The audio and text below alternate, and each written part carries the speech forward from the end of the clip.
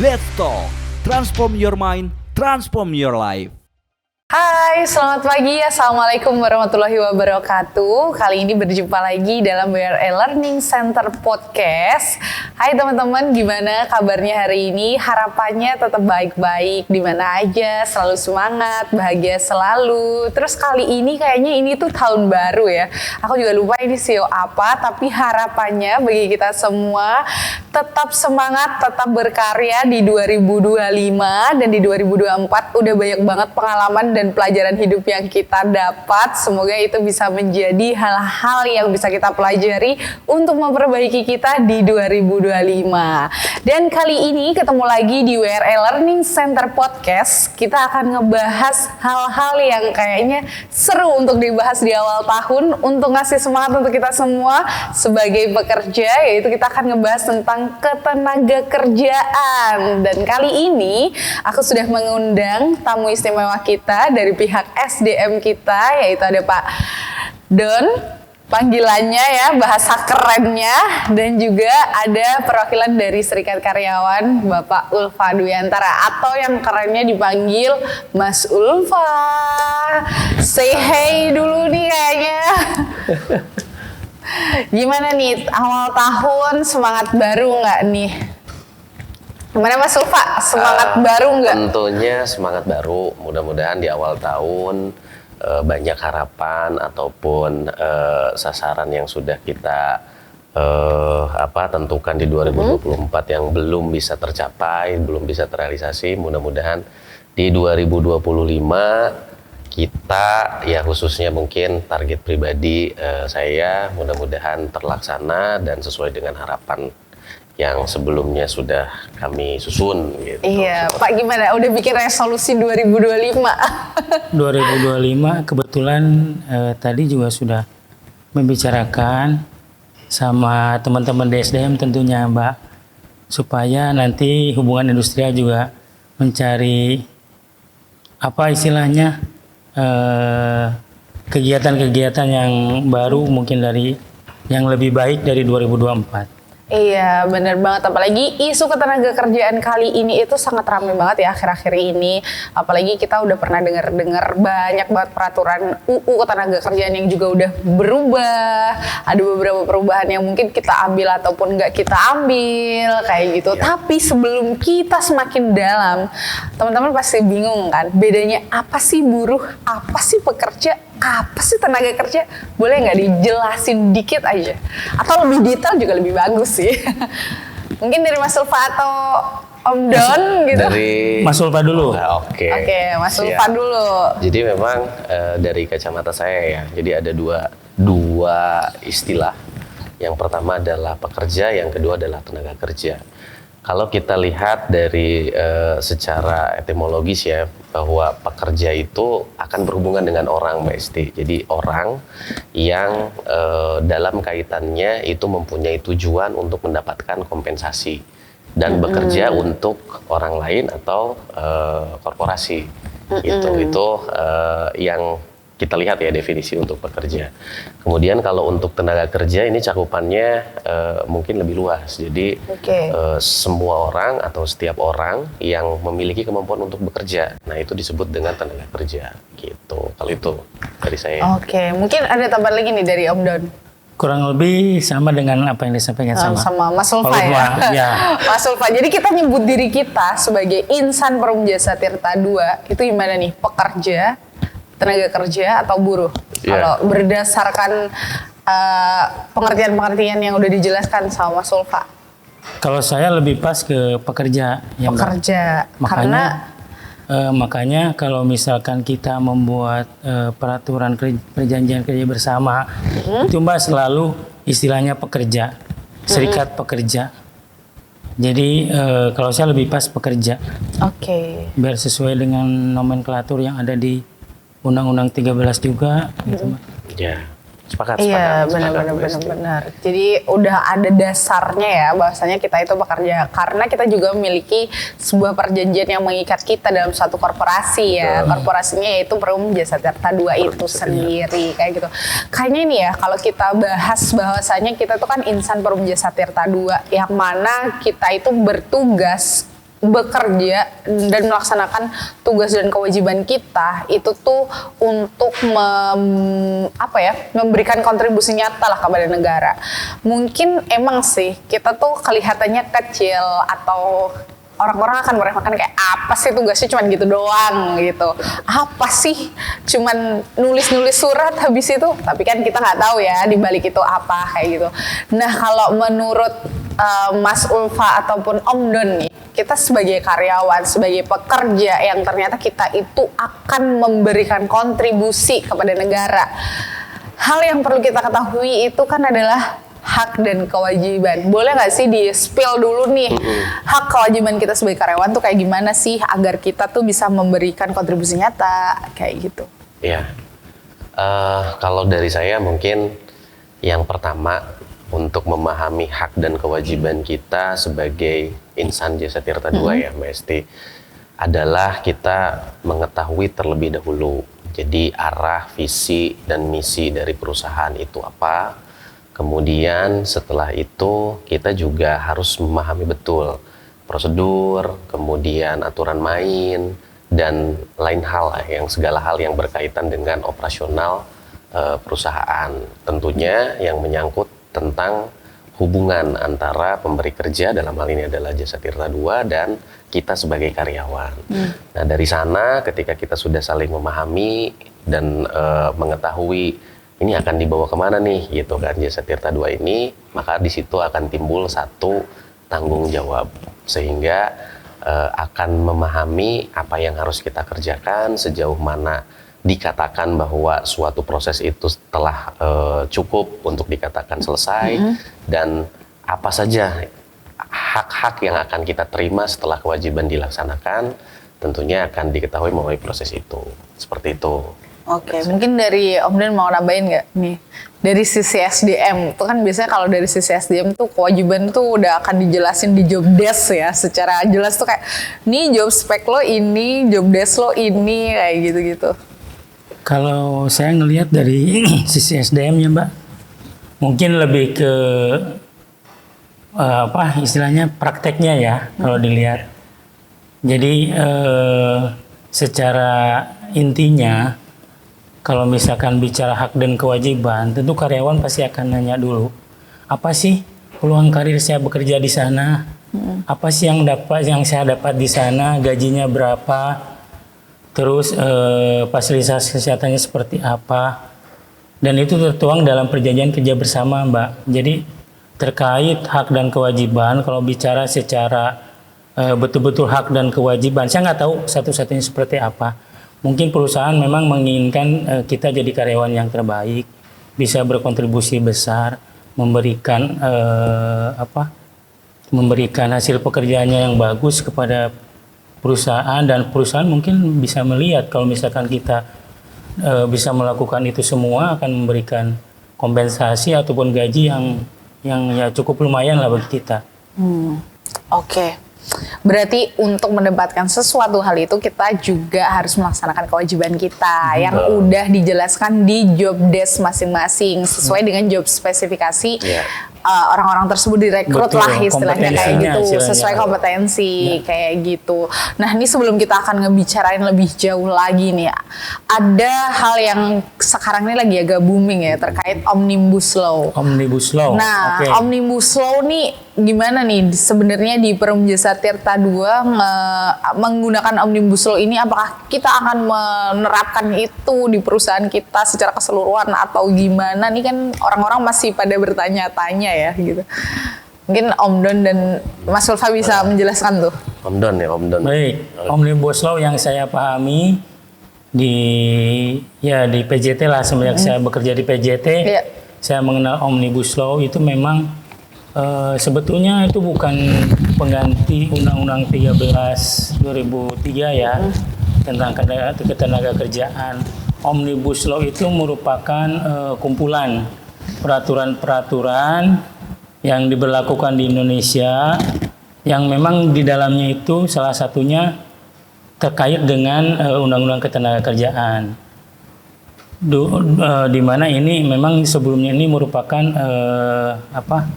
istilahnya itu Ini terkenal pada zamannya Pak Jokowi waktu itu menetapkan undang-undang Omnibus Law. Beberapa di antaranya itu ada yang dirubah terkait Omnibus Law ini atau adanya Omnibus Law ini, yaitu pengaturan tentang tenaga kerja, terus pengaturan tentang perjanjian kerja waktu tertentu, pesangon, dan salah satunya ada istilahnya kompensasi untuk teman-teman di bidang PKWT, Mbak Esti. Oke, Ya. ini berarti tadi seru banget ya, bahwasanya Om Dan juga udah menjelaskan terkait bahwasanya di Omnibus Law itu ada beberapa hal yang juga diterapkan, tapi nggak semuanya diterapkan Betul. secara Betul. ini Iya. secara clearnya kan kayak gitu. Iya. Dan tadi juga udah ngebahas terkait kayak di PJT itu ada yang PKWT Iya. dan yang non PKWT Iya, kayak gitu, iya. PKWTT. Oke. Nah, bisa nggak Om Dan dijelasin lebih lengkap lagi nih ternyata apa sih perbedaannya PKWT, PKWTT di PJT? Baik. Gitu. Sebelum ini mungkin saya jelaskan dulu ya Mbak. Omnibus Law ini takutnya orang nggak tahu. Itu Iya. kan juga istilahnya ada istilah di dalam itu Undang-Undang Cipta Kerja. Nah, salah Iya. satunya itu bagian dari Omnibus Omnibus Law Law. penyebutan tuh. Terus terkait tadi pengaturan masalah PKWT dan PKWTT. Kalau PKWT kan jelas perjanjian kerja waktu tertentu, ini diberlakukan untuk pekerja dengan waktu tertentu.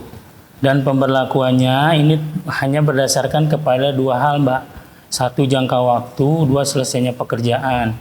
Dan ini kalau tidak salah diatur di dalam aturan itu maksimal 5 tahun.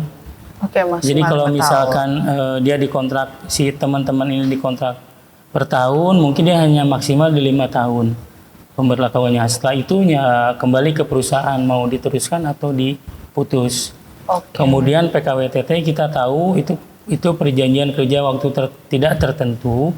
Ini lebih kepada ya seperti saya, Mbak Esti. Ini lebih kepada pegawai yang sifatnya tetap ya. Iya. Jadi dia nanti ketika di akhir dia bekerja, dia mendapatkan imbalan pasca kerja berupa uang pesangon, uang penghargaan masa kerja, uang penggantian hak, sama uang pisah biasanya, Mbak. Nah, tadi berarti Om Dan udah ngejelasin secara lengkap ya, apa tuh perbedaan PKWT, PKWTT di Perum Jasa Tirta II ini. Terus nih, sebenarnya nih kita juga sebagai karyawan, kita tuh kan ada maksudnya bebarengan ya, bekerja dengan unit-unit bagian lain yang ternyata mereka tuh juga kadang butuh support atau gimana. Dan biasanya nih sebelum kita masuk lebih dalam lagi yang kompensasi dan lain-lain, langkah-langkah apa sih yang di ketenaga kerjaan itu yang sebenarnya jadi hak karyawan banget, tapi selain gaji ataupun selain tunjangan istilahnya kayak gitu, ada apa aja gitu? Iya. Kang Dan? Kang Dan? Enggak, so, Kang Ulfa nggak apa. Aduh. Oke. Giliran saya ya, Mbak Esti, Iya, ya? giliran Oke. Mas Ulfa. Jadi memang tadi kan sudah disampaikan oleh Kang Don bahwa dalam kita menjadi atau sebagai pekerja, tentunya kita akan mendapatkan hak ya, begitu ya Kang Don ya, hak kompensasi, fasilitas dan lain-lain. Nah, kalau kita berbicara mengenai hal tersebut di PJT 2, itu tentunya kita akan berbicara mengenai perjanjian kerja bersama antara dalam hal ini manajemen mungkin ya, Jasa Tirta II dalam konteks manajemen itu dengan organisasi serikat pekerja gitu. Nah, apa produknya? Produknya adalah seperti yang kita kenal, yaitu perjanjian kerja bersama, ya Kang Don ya. Ya. Jadi kami di serikat, kemudian ada teman-teman di hubungan industrial, Kang Don dan kawan-kawan, itu bersama-sama kita menyusun, istilahnya mungkin aturan main ya. Aturan main kita melakukan dalam hubungan industrial ini supaya antara hak dan kewajibannya itu gap pemenuhannya itu tidak besar. Artinya ya kita juga sadar yang namanya pemenuhan hak dan kewajiban itu mungkin kalau dikatakan ideal sih tentunya yang namanya hubungan industrial atau dinamika dalam kita bekerja itu kan setiap kali berubah ya, pasti. Jadi ketika kita sekarang katakanlah merilis suatu kebijakan untuk organisasi tiba-tiba ada hal lain yang mempengaruhi itu, nah, tentunya kan kita harus memikirkan lagi tuh gimana caranya agar gap itu tidak terlalu besar. Nah, terkait dengan apa yang akan kita terima, ya, tentunya kalau di PKB, kita dalam konteks PKB ini kita berbicara mengenai hak, antara lain adalah ya tentunya adalah kompensasi, dalam hal ini adalah penghasilan tetap. Kemudian di PJT ini mungkin lebih spesial ya, karena fasilitas kesehatan di PJT ini luar biasa, sangat luar biasa gitu. Karena di luar itu mungkin fasilitas kesehatan itu tidak sebagus dan semenarik di PJT gitu. Jadi untuk kita keluarga, manajemen ada gitu dalam hal memberikan fasilitas, dan tentunya itu atas upaya yang dilakukan antara organisasi pekerja, dalam hal ini adalah serikat pekerja, yang menyampaikan aspirasi dan pandangan mereka, sehingga terbentuklah suatu PKB yang kalau menurutku sih saat ini sudah dikatakan baik gitu. Wes gila, keren banget nggak? Boleh tepuk tangan nggak guys? Fasilitasnya ternyata selain gaji dan tunjangan, ternyata kita memiliki beberapa hal atau keuntungan lainnya yang diberikan untuk memenuhi bahwasannya kita sudah melaksanakan kewajiban-kewajiban kita, dan agar gap antara kewajiban dan hak itu tidak terlalu jauh kayak gitu. Nah, tapi itu kan tadi kita tuh udah ngebahas ya dari awal PKB. Orang-orang pasti bingung gak sih? PKB apa sih? Kayak gitu. Boleh gak sih mungkin dijelaskan dulu? Mumpung kali ini tuh hadir bersama kita yang di hari ini ada tamu istimewa kita, perwakilan dari Serikat Karyawan, yaitu Mas Ulfa, dan juga Om Don yang perwakilan dari manajemen dari Perumja Satirta II. Jadi itu tuh PKB itu sebenarnya apa? Serikat Karyawan tuh apa? Mungkin itu kita harus mendefine dulu itu di awal ya, biar orang-orang tuh nggak bingung gitu. Baik, Mbak Esti, mungkin saya menjelaskan masalah yang terkait PKB ya. Kalau serikat pekerja nanti Kang Ulfa yang jelaskan. Jadi PKB itu kegiatan rutin lah, anggap memang kegiatan rutin 2 tahunan, 2 tahun sekali lah. Kalau misalkan memang secara peraturan perundang-undangan. Kegiatan rutin dari suatu perusahaan untuk melakukan perundingan, di mana isinya itu yang tadi disampaikan sama Kang Ulfa, yaitu masalah hak dan kewajiban, dan juga bonus, kinerja, apa segala macam, fasilitas kesehatan, pelanggaran disiplin, apa yang nggak boleh dikerjakan atau apa yang nggak boleh dilakukan sama karyawan, itu semua di situ tuh Mbak, di PKB, dan itu dibahasnya pada saat perundingan antara manajemen dengan serikat karyawan. Jadi PKB ini, tapi kalau misalkan memang sekiranya PKB ini masih eksis, masih masih bisa dipakai lah, masih cukup bagus untuk dijadikan sebagai pedoman, tidak ada penggantian pun nggak apa-apa sebetulnya, tinggal konfirmasi saja kepada atau berunding saja antara manajemen dengan serikat karyawan, Mbak. Nah, tapi pada dasarnya setiap 2 tahun sekali itu, bahkan sebelum nyampe 2 tahun itu selalu ada perubahan, dalam hal ini amandemen PKB kalau misalkan memang dilakukan, karena tidak terlepas dari kebijakan ataupun masukan dari teman-teman karyawan untuk dilakukannya perubahan. Mungkin itu dari saya, Kang Ulfa, coba. Iya, mungkin secara garis besar sama ya. Jadi PKB itu kalau bisa dibilang instrumen ya Kang ya, instrumen yang kita sama-sama gunakan, sehingga dalam hal kita melaksanakan tadi tugas sebagai manajemen, tugas sebagai karyawan dalam hal ini, walaupun memang sebenarnya tergabung di manajemen ya, jadi supaya lebih teratur, kemudian terstruktur gitu kan, untuk memberikan hak yang memang seharusnya diterima oleh karyawan. Jadi ada istilah harus memanusiakan manusia. Nah, seperti itu mungkin. Jadi apa yang memang harus didapatkan oleh karyawan, ya manajemen dalam hal ini harus bisa memenuhi, sejauh memang itu tidak bertentangan dengan hal-hal yang sifatnya ya mungkin lebih ke arah negatif dan lain-lain gitu ya. Ketika memang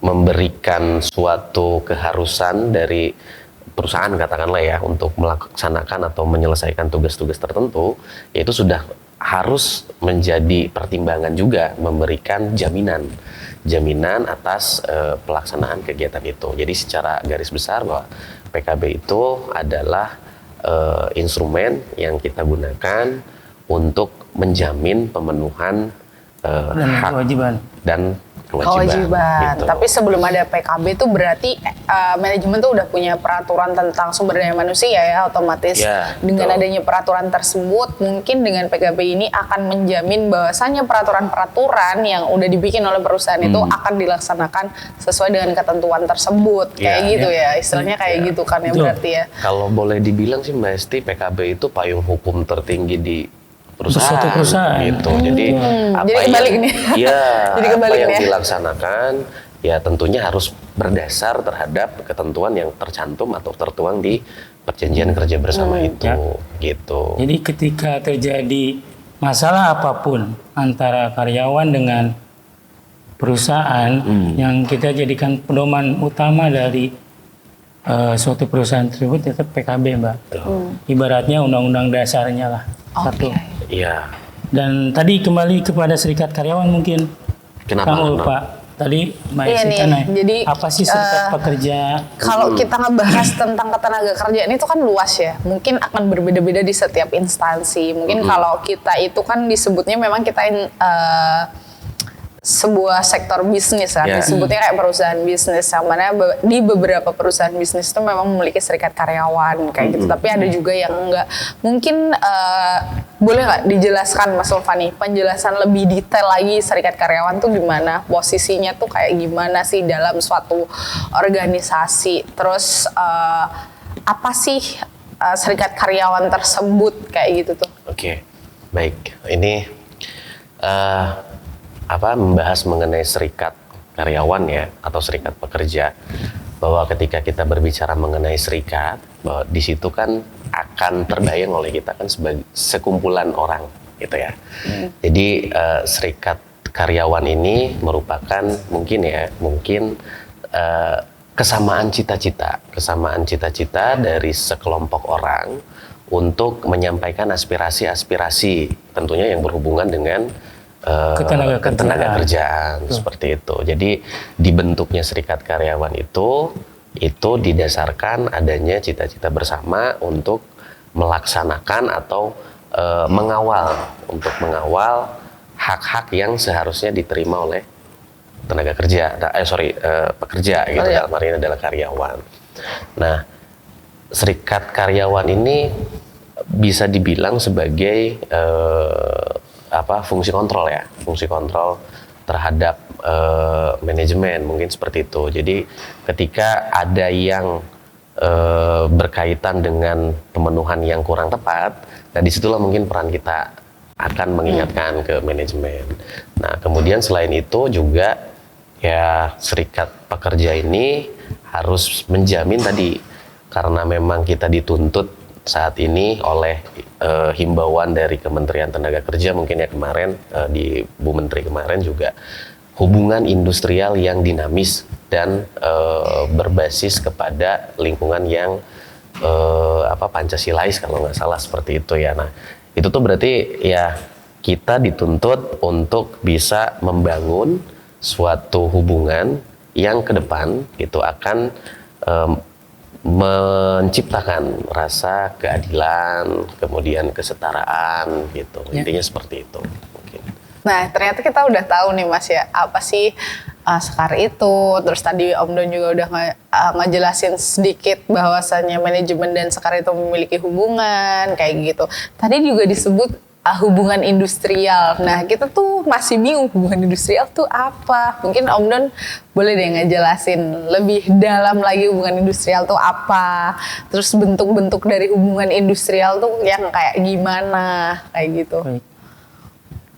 Hubungan industrial itu adalah suatu sistem hubungan di mana di dalamnya itu ada pelaku perusahaan. Yang jelas di sini ada perusahaan, ada pemerintah juga, dan ada karyawan, Mbak, di dalamnya. Jadi semuanya itu harus selaras untuk melaksanakan ataupun menjalankan hal-hal terkait ketenagakerjaan. Adapun di dalamnya terdapat apa saja, kalau saya lihat, saya nggak persis sama banget sama undang-undang, Mbak. Mungkin saya sampaikan bahwa hubungan industrial itu dalamnya apa saja. Ada perusahaan, ada karyawan, serikat pekerja, kemudian lembaga kerjasama bipartit, tripartit, sampai pada akhirnya ada suatu lembaga penyelesaian hubungan industrial, yaitu lembaga yang disebut dengan pengadilan hubungan industrial. Salah satu seperti itu, Mbak. Nah, biasanya di hal-hal yang sering dibahas di hubungan industrial yang terutama tadi kan juga bahasanya itu antara manajemen dan sekar ya. Kalau di PJT itu antara manajemen, sekar ataupun nanti perwakilan karyawan lainnya gitu. Itu tuh biasanya hal-hal apa aja sih yang dibahas yang akan nantinya masuk ke dalam PKB gitu. Nah, seperti tadi yang saya dengar dari Kang Ulpa, artinya manajemen dengan perusahaan, dengan serikat pekerja ini kan harus bekerja selaras di dalam Sinergi. bersinergi tentunya untuk kemajuan perusahaan dan kesejahteraan karyawan dan keluarganya tentu kan. Nah, ini biasa kalau misalkan untuk istilahnya apa? Untuk mengaktualkan atau Mengupdate. bukan mengupdate, istilahnya apa sih Kang Ulpa? Praktek daripada pelaksanaan untuk menciptakan keselarasan ini, Iya, betul. itu kita punya istilahnya melaksanakan lembaga kerjasama bipartit, Mbak, di perusahaan. Jadi di situ nanti ada beberapa tujuan yang harus betul-betul dilaksanakan. Yaitu salah satunya intinya kita selaras dalam melaksanakan, artinya apabila ada hal-hal yang mungkin ada permasalahan ketenagakerjaan, kita bahas bersama di lembaga kerjasama bipartit itu. Iya. Iya. Mungkin Mas Sulfa menambahkan. Mungkin menambahkan. Jadi kalau berbicara hubungan tentunya akan ada isu ya. Baik itu ada isu orang ketiga gitu, ada atau isu orang ketiga iya, jadi kan dalam hubungan industrial itu ya itu tadi berarti kita lebih ke mengupdate atau mengantisipasi sebagai langkah mitigasi terhadap isu-isu yang sedang berkembang. Kemudian selain itu juga perubahan-perubahan terkait dengan regulasi yang mungkin akan berdampak terhadap pelaksanaan tadi ya Kang ya, hubungan antara pemberi kerja dan pekerja akan berdampak ke sana, ya kita update gitu, kita isu-isu tersebut kita bahas, kemudian kita sesuaikan nih gitu, implementasi yang cocok di PJT khususnya itu seperti apa gitu, jadi strateginya dibahas di situ. Jadi penyelesaian isu-isu itu biasanya dilakukan melalui forum-forum tersebut. Itu mungkin. Nah, mungkin nih Mas ya, ini tadi kan mumpung ngebahas terkait isu-isu ketenagakerjaan nih. Nah, mungkin kan yang sekarang terjadi di Indonesia itu adalah banyak banget teknologi masuk yang dengan cepat. Terus sekarang juga ada artificial intelligence yang akan membantu kita. Terus sistem robotik yang mana hal tersebut tuh mengurangi pekerjaan yang manual ya, yang pekerjaan berulang yang dilakukan manual itu tuh sekarang akan dilakukan dengan mesin ataupun dengan teknologi kayak gitu. Nah, mungkin nih hal tersebut tuh juga akan dibahas nggak sih, dan bagaimana sih untuk menyikapi hal tersebut mungkin di PJT dari sisi SDM tuh? Dari sisi SDM yang saya tangkap dari pertanyaannya Mbak Esti ya, mungkin ini nanti akhirnya berujung di pemutusan hubungan kerja sepertinya. Itu udah sepertinya harus sudah diantisipasi ya sama perusahaan terkait penggunaan robotik dan hal-hal lainnya seperti sistem aplikasi apapun yang bisa menggantikan tenaga kerja di perusahaan kan Mbak. Itu mungkin harus diantisipasi, apakah tenaga kerja yang dulunya ditempatkan di situ mungkin dilatih untuk kompetensi lain dipindahkan di unit kerja lain, ataupun memang ditawarkan pemutusan hubungan kerja. Nanti kan kita bisa dilakukan istilahnya dilakukan survei ataupun penawaran kepada karyawan yang bersangkutan. Oh. Mungkin kalau pemutusan hubungan kerja ini kita tadi dari awal sampai sekarang ini kita belum membahas tuh sebenarnya apakah ada pemutusan hubungan kerja di perusahaan ataupun memang ya sudah pemutusan hubungan kerja nunggu kamu pensiun atau sebenarnya ada beberapa sebutnya kayak jenis-jenis pemutusan hubungan kerja. Mungkin kalau kita lihat kayak dari undang-undang di PNS itu kan ada pemberhentian secara hormat, pemberhentian sementara atau pemberhentian dengan tidak hormat kayak gitu. Nah, si PHK nih arahnya kemana sih sebenarnya? Kalau Kang Don, saya lanjut dulu Kang Don. Jadi tadi kalau pemutusan hubungan kerja berarti ada dua kondisi nih, putus atau terus gitu. Iya, putus atau terus. Iya, putus atau terus. Sebetulnya ada beberapa kriteria, Mbak, terkait pemutusan hubungan kerja ini. Ada yang karena mangkir. Sebetulnya sih jangan langsung ke mangkir. PHK ini ada beberapa kriteria. Mungkin misalkan dikarenakan perusahaan pilot atau memang perusahaan sudah tidak produktif, terus perusahaan merger itu kan juga ditawarkan ke karyawan kita. Ada karena disiplin kerja dan lain sebagainya. Ada beberapa kriteria sih Mbak PHK ini yang ada di perusahaan di Perum Jasa Tirta II. Dan itu nantinya tadi sudah saya sampaikan di depan kepada Mbak Esti. Mungkin hak-hak yang diterima ataupun untuk pegawai yang memang istilahnya di PHK tadi ada yang pastinya ada uang pesangon, uang penghargaan masa kerja, dan uang penggantian hak atau uang pisah. Itu bisa diberikan kepada mereka, ditawarkan. Nah, sebelum kita ngebahas PHK nih, berarti memang sebenarnya PHK ini juga udah diatur. Nah, itu diaturnya sama nggak sih dengan di PKB tersebut atau nanti ada undang-undang tersendiri atau peraturan tersendiri yang dibikin di PJT gitu? Pengaturan PHK atau pemutusan hubungan kerja di PKB kita, Mbak, itu tidak artinya nggak boleh bertentangan sama peraturan yang lebih tinggi, yaitu Undang-Undang 13/2003 sama Cipta Kerja. Kalau misalkan memang di aturan pemerintah mengatur demikian, kita harus ngikutin. Ya. Karena kalau tidak mengikuti berarti punya kita dianggap tidak berlaku, Mbak. Jadi harus sesuai. Misalkan karyawan yang sudah bekerja berapa tahun, uang pesangonnya sekian kali lipat.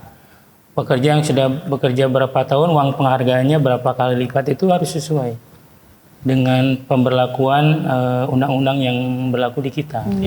Jadi kayak istilahnya kalau kita mau melakukan PHK tuh kita harus juga memenuhi beberapa kewajiban perusahaan terhadap karyawan tersebut ya untuk membayar haknya mereka ya. Jadi nggak serta-merta yang tiba-tiba kamu di PHK udah baik gitu. Nggak yang langsung kayak gitu. Nggak langsung kayak kita mutusin mantan gitu loh udah baik kayak gitu. Bukan kayak gitu ya. Ternyata ada peraturannya tersendiri. Ada peraturannya. Kayak kita gitu. tetap mempunyai acuan yang tidak boleh bertentangan dengan undang-undang yang lebih tinggi, Mbak. Ini mungkin dari Mas Sulfan ada tambahan lagi nggak atau? Tentunya mengenai PHK ini harus dipertimbangkan memang gitu karena mengenai PHK tentunya akan berdampak tadi kan ya satu mungkin pemenuhan atas kewajiban perusahaan kepada pekerja ya kan Kang Don gitu. Jadi PHK ini memang disediakan. Maksudnya disediakan itu PHK dalam arti diatur. Diatur baik itu karena inisiatif sendiri ataupun oleh program perusahaan itu ada. Berarti nanti kategori-kategorinya banyak lah ya gitu kan. Nah, secara prinsip memang yang terpenting adalah ketika PHK ini dilaksanakan, berarti kan sudah dipertimbangkan konsekuensi yang harus dipenuhi oleh perusahaan dan diterima oleh karyawan.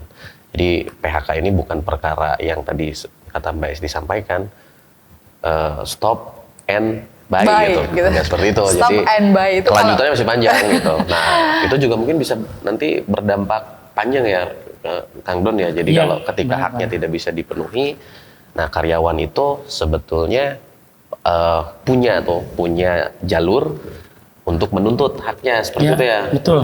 Gitu. Jadi makanya memang ini tuh harus memang betul-betul dipertimbangkan secara matang gitu. Seperti itu. Oke, itu tadi kita udah ngebahas tentang PHK. Mungkin the next-nya adalah di fenomena bekerja itu kan pasti ada orang yang aku males banget nih berangkat kerja. Aku males nih untuk begini. Aduh gila. Ini semakin tantangan hari demi hari semakin susah. Pertanyaannya adalah bagaimana sih program pengembangan karyawan yang ada di Perum Jasa Tirta II gitu. Jadi agar mereka tuh tetap selalu memiliki informasi terbaru tentang pengetahuan dan juga keterampilan bekerja. Terus mereka terus tetap semangat. Nah itu biasanya hal-halnya berkaitan dengan pengembangan SDM dan juga mungkin pola karir kali ya. Itu kayak gimana tuh kalau di Perum Jasa Tirta II, Om Don? Kang Don nih mah. Sebetulnya terkait karir di PJT 2 sekarang sudah lebih bagus Mbak pengaturannya. Sudah diperbaiki pelan-pelan sama divisi SDM. Mungkin pasnya memang bukan bagian saya. Oh iya benar. Betul, bukan bagian saya. Ada di pembinaan dan pengembangan SDM. Cuma secara ini kebersamaan saya juga tahu bahwa teman-teman di sana juga sedang memperbaiki seperti yang Mbak Esti bilang tadi, pola karir, pengembangan kompetensi dan tadi gimana cara supaya nggak males gitu. Kok gini-gini terus gitu. Kapan kok gua nggak naik-naik gitu. Itu sedang diperbaiki Mbak sama teman-teman di SDM. Kemarin kan salah satunya kalau ini saya nggak salah ini ya, kemarin itu terkait pengaturan yang asesmen Mbak. Asesmen untuk merubah istilahnya menyetarakan ijazah. Itu juga salah satu program yang baru yang diterapkan oleh teman-teman di pembinaan dan pengembangan SDM, Mbak. Oh, oke.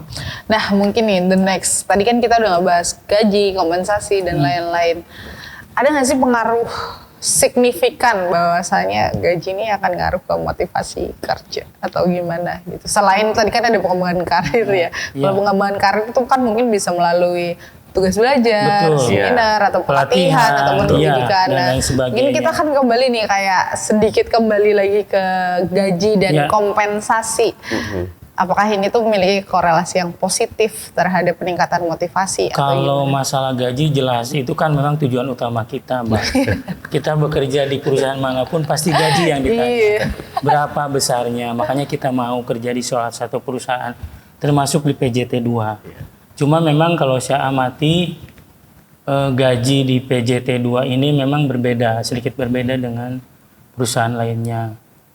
Di aturan ketenaga kerjaan itu memang harusnya itu posisi gaji itu ya minimal seimbang antara gaji pokok dengan tunjangan.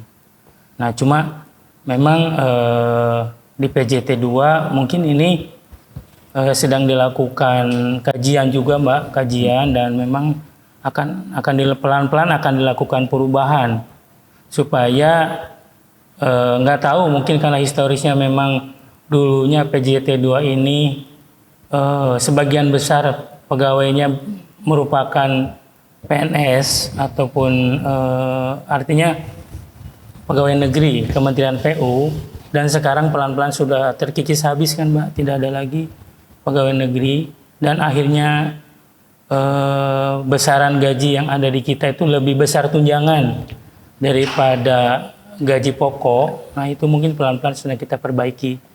Gimana caranya supaya memang mengikuti gitu loh Mbak, sesuai dengan aturan yang ada. Mungkin dari saya gitu. Nah ini Pak, nih ada pertanyaan juga nih. Kalau bagaimana sih biasanya perusahaan itu memastikan bahwa pemberian kompensasi atau gaji tersebut tuh tidak memunculkan kecemburuan antar karyawan kayak si A dapat B, kok gue cuma dapat segini aja gitu. Kecemburuannya dalam segi apa Mbak? Kan kalau mungkin berbeda jabatan jelas ya, berbeda. Ya itu mungkin jelas berbeda. Cuma tapi memang mungkin kalau selevel gitu ya, selevel. Tapi kok ternyata aku nggak puas nih dengan gaji aku yang sekarang. Iya, Terus habis karena- itu kok si A dapatnya segini, aku dapatnya segitu. Secara, Terus mungkin kelihatan dari prestasi, secara Performa kerja kali. rajinnya sama gitu kan Mbak, Iya, gajinya mungkin kayak sama gitu. atau misalkan lebih baik dari temennya tapi gajinya kok lebih besar ya temennya. mungkin Nah, bisa kayak gitu emang- kali ya. Gitu. Ya, ini mungkin kalau saya rasa ini bisa jadi human error Mbak atau ada kesalahan misalkan kalau sudah dilihat dari segi absensi, dari segi dia masuk kantor, terus kerajinan apa prestasi segala macam bagus dan nanti gajinya endingnya itu lebih sedikit atau lebih jelek dari teman yang sebelahnya yang secara memang temannya itu dinilai kurang bagus.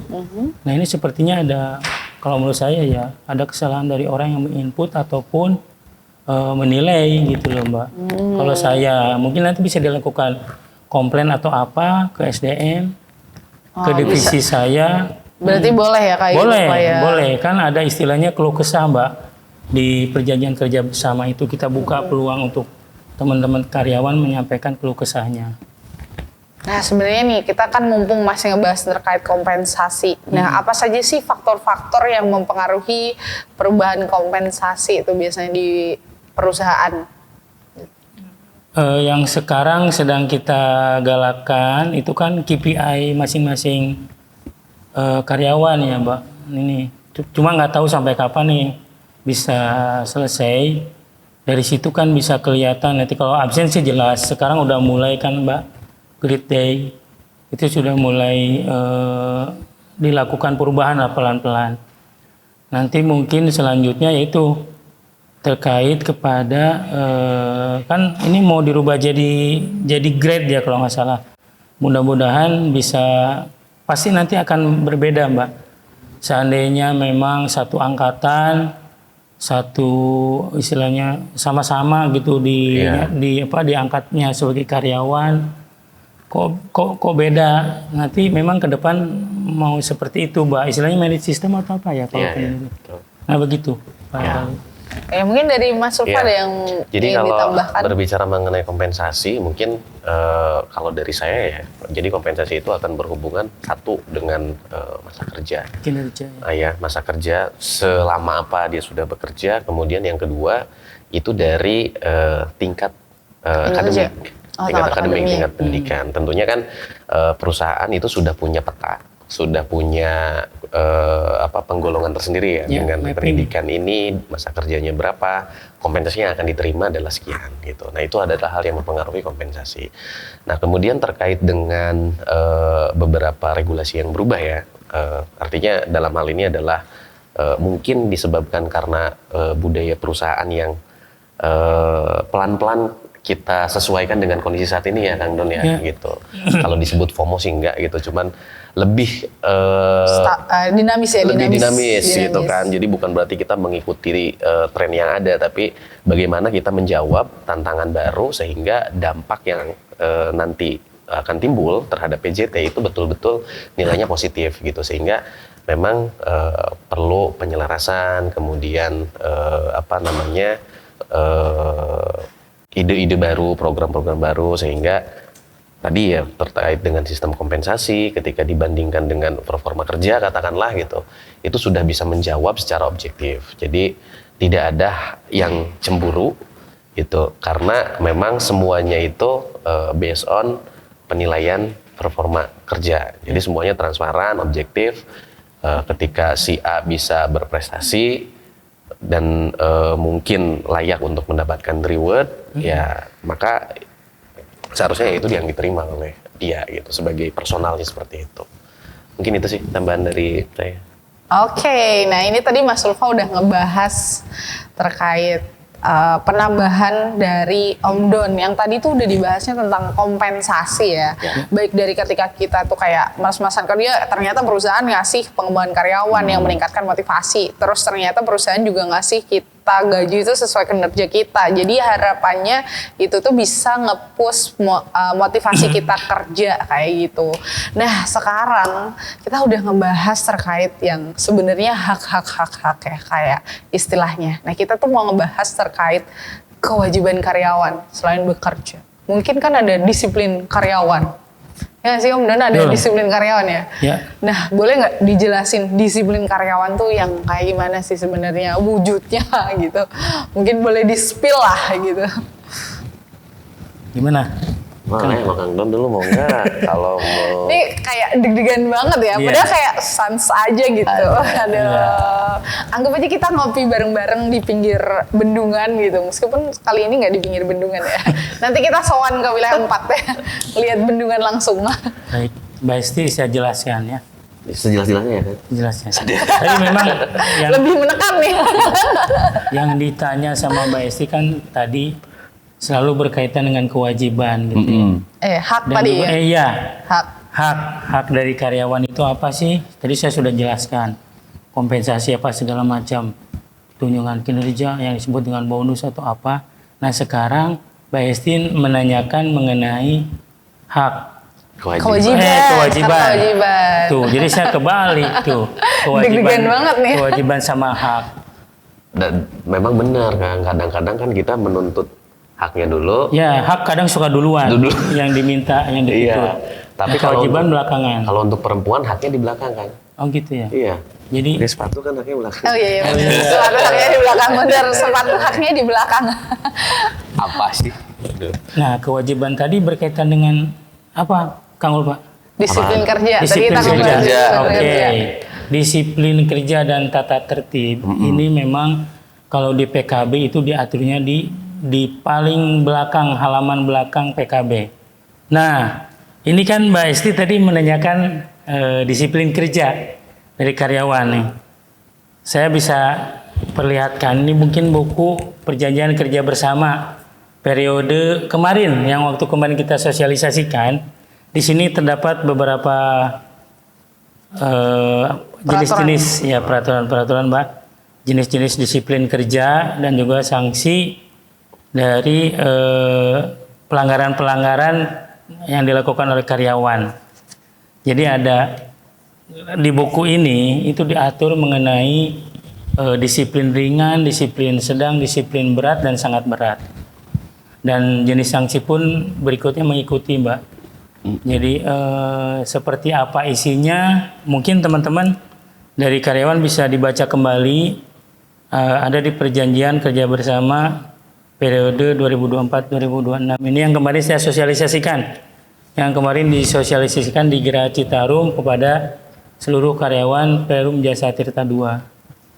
Nanti bisa dibaca kembali Mbak. Oke, nanti bisa dibaca kembali ya teman-teman. Bahwasannya memang ada hak, ada kewajiban. Disiplin kerja itu merupakan salah satu kewajiban kita yang mana ternyata disiplin itu nantinya juga akan memiliki konsekuensi apabila teman-teman tuh nggak disiplin ya. Jenis-jenis disiplinnya tuh ada ringan, sedang, dan juga tadi berat kayak gitu. Dan istilahnya kayak konsekuensinya juga akan mengikuti dari jenis disiplin tersebut kayak gitu. Nah kemarin itu kan udah ada kegiatan pelatihan nih, pelatihan ketenaga kerjaan. Om Don juga ikut ya Om Don. Om Don ikut, Mas Ulfa ikut. Nah kira-kira nih sebelum kita closing, apa sih sebenarnya oleh-oleh yang bisa kita serap bareng-bareng di sini terkait ilmu-ilmu baru tentang ketenaga kerjaan yang bisa kita implementasikan di kantor mungkin? Kang Don oleh-olehnya apa? Brownies kan Kang Don? Kemarin iya, saya brownies. Aduh, brownies. Brownies buat teman-teman. Obrolan manis. Iya. Berondong manis. Oh, berondong manis asik, berondong manis. Karena Kang Don kalau oleh-olehnya kan? karena kalau oleh-olehnya apa ya? Kalau oleh-olehnya hasil pelatihan, Mbak, seperti kita bikin dalam laporan, mungkin teman-teman Bosan juga ya. karena mereka juga mungkin udah tahu di aturan, di informasi yang lain yang ada di internet gitu. Cuma memang yang jelas yang saya apa istilahnya, mungkin faedah yang saya dapatkan dari pelatihan terkait pemutusan hubungan kerja kemarin, mungkin di situ lebih banyak menceritakan sebetulnya sudah diatur di dalam aturan, besaran uang pesangon, besaran uang penghargaan masa kerja dan lain sebagainya, terus hak-hak lain apanya yang didapat oleh karyawan. Dan sebetulnya kalau saya lihat Dan saya amati di pelatihan itu tuh lebih banyak ke perusahaan swasta ya, kalau Ya, saya Kang ya, Ulfa. betul. Nggak tahu nih Kang Ulfa. Jadi kemarin itu karena memang di PJT juga diberlakukan Undang-Undang Ketenagakerjaan, ya yang saya menarik itu terkait PHK, dan semoga di kita sih belum pernah ada Mbak penghargaan pemutusan hubungan kerja yang seperti besar-besaran di perusahaan lain ya, Iya. mogok kerja dan lain sebagainya. Di kita sih lebih banyak pemutusan hubungan kerja karena usia pensiun, batas usia pensiun dan pensiun dini pun masih belum pernah dilaksanakan mungkin Bang Ulfa. Mungkin dari Mas Ulfa ada nggak oleh-oleh yang Oleh-oleh ya. diperoleh nih? Apa ya? Mungkin yang pertama sebelum ke oleh-oleh, kesan sih. Jadi di sana itu serang saya sampaikan terima kasih banyak untuk ya khususnya ke Jasa Tirta II yang sudah memberikan kesempatan ke saya, ke Kang Don dan teman-teman yang lain sudah bisa mengikuti kegiatan tersebut ya.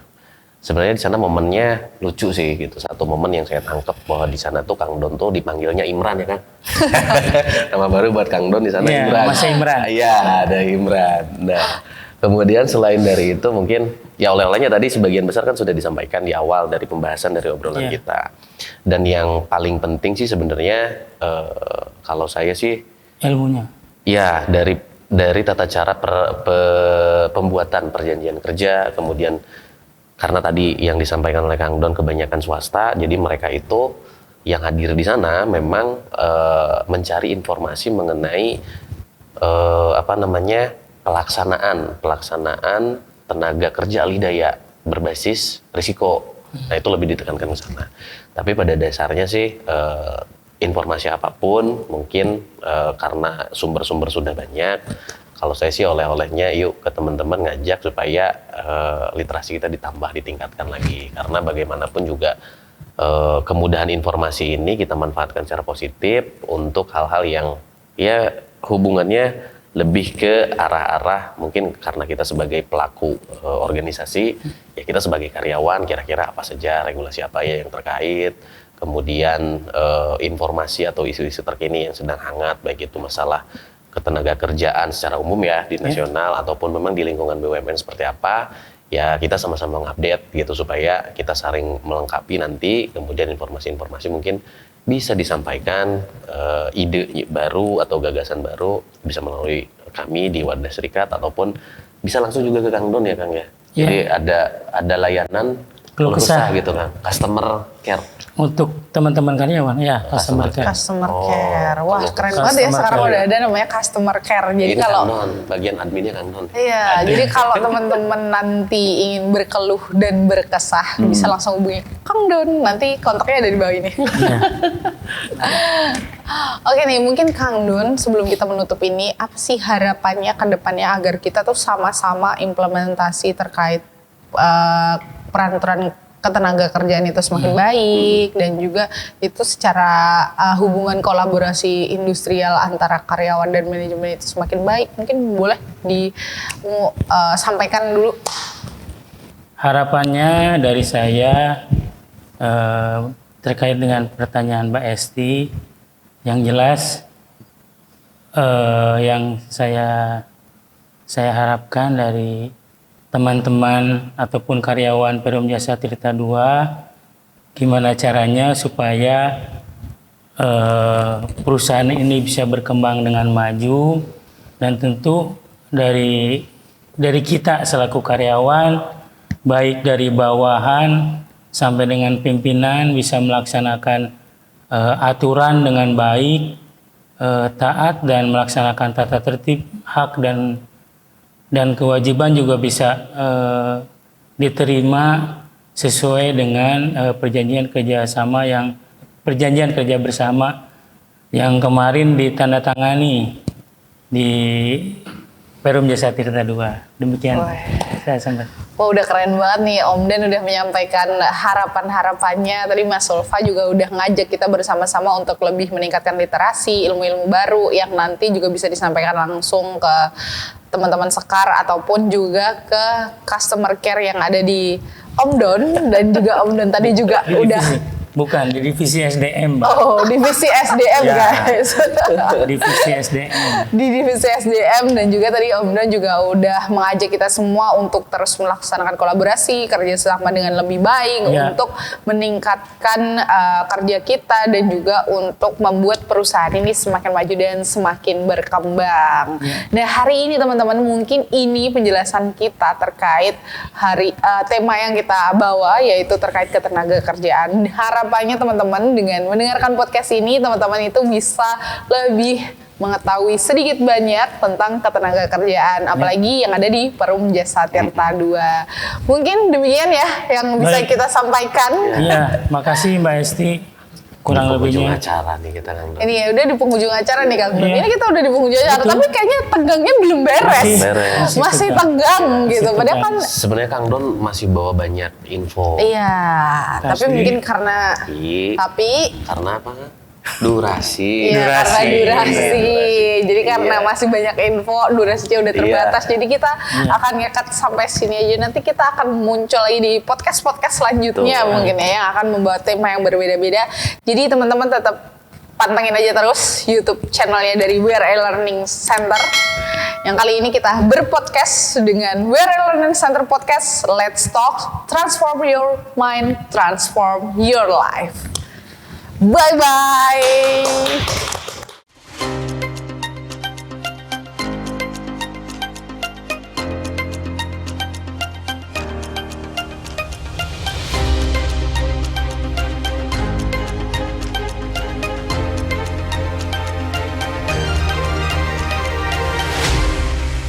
Let's talk. Transform your mind, transform your life.